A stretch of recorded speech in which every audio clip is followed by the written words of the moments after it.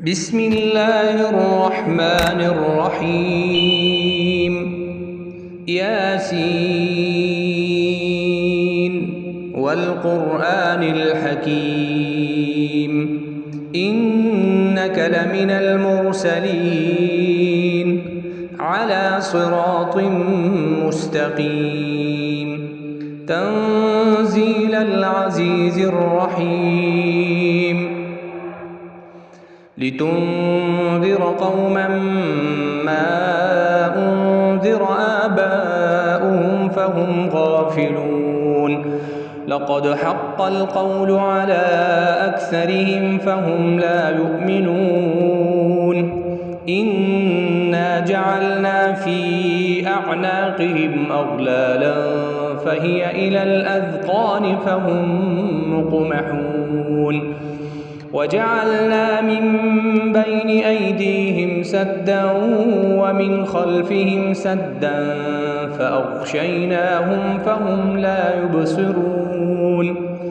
وسواء عليهم أأنذرتهم أم لم تنذرهم لا يؤمنون إنما تنذر من اتبع الذكر وخشي الرحمن بالغيب فبشره بمغفرة وأجر كريم إنا نحن نحيي الموتى ونكتب ما قدموا وآثارهم وكل شيء أحصيناه في إمام مبين واضرب لهم مثلا أصحاب القرية إذ جاءها المرسلون إذ أرسلنا إليهم 2 فكذبوهما فعززنا بثالث فقالوا إنا إليكم مرسلون قالوا ما أنتم إلا بشر مثلنا وما أنزل الرحمن من شيء إن أنتم إلا تكذبون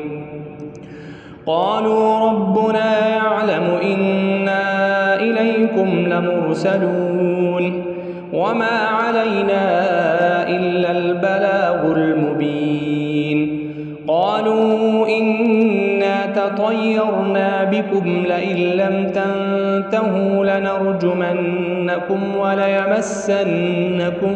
منا عذاب أليم قالوا طائركم معكم أئن ذكرتم بل أنتم قوم مسرفون وجاء من أقصى المدينة رجل يسعى قال يا قوم اتبعوا المرسلين اتبعوا من لا يسألكم أجرا وهم مهتدون وما لي لا أعبد الذي فطرني وإليه ترجعون أأتخذ من دونه آلهة إن يردني الرحمن بضر لا تغن عني شفاعتهم شيئا ولا ينقذون إني إذا لفي ضلال مبين إني آمنت بربكم فاسمعون قيل ادخل الجنة قال يا ليت قومي يعلمون بما غفر لي ربي وجعلني من المكرمين وما أنزلنا على قومه من بعده من جند من السماء وما كنا منزلين إن كانت إلا صيحة واحدة فإذا هم خامدون يا حسرة على العباد ما يأتيهم من رسول إلا كانوا به يستهزئون ألم يروا كم أهلكنا قبلهم من القرون أنهم إليهم لا يرجعون وإن كل لما جميع لدينا محضرون وآية لهم الأرض الميتة أحييناها وأخرجنا منها حبا فمنه يأكلون وجعلنا فيها جنات من نخيل وأعناب وفجرنا فيها من العيون ليأكلوا من ثمره وما عملته أيديهم أفلا يشكرون سبحان الذي خلق الأزواج كلها مما تنبت الأرض ومن أنفسهم ومما لا يعلمون وآية لهم الليل نسلخ منه النهار فإذا هم مظلمون والشمس تجري لمستقر لها ذلك تقدير العزيز العليم والقمر قدرناه منازل حتى عاد كالعرجون القديم لا الشمس ينبغي لها أن تدرك القمر ولا الليل سابق النهار وكل في فلك يسبحون وآية لهم أنا حملنا ذريتهم في الفلك المشحون وخلقنا لهم من مثله ما يركبون وإن نشأ نغرقهم فلا صريخ لهم ولا هم ينقذون إلا رحمة منا ومتاعا إلى حين وإذا قيل لهم اتقوا ما بين أيديكم وما خلفكم لعلكم ترحمون وما تأتيهم من آية من آيات ربهم إلا كانوا عنها معرضين وإذا قيل لهم أنفقوا مما رزقكم الله قال الذين كفروا للذين آمنوا أنطعم من لو يشاء الله أطعمه إن أنتم إلا في ضلال مبين ويقولون متى هذا الوعد إن كنتم صادقين ما ينظرون إلا صيحة واحدة تأخذهم وهم يخصمون فلا يستطيعون توصية ولا إلى أهلهم يرجعون ونفخ في الصور فإذا هم من الأجداث إلى ربهم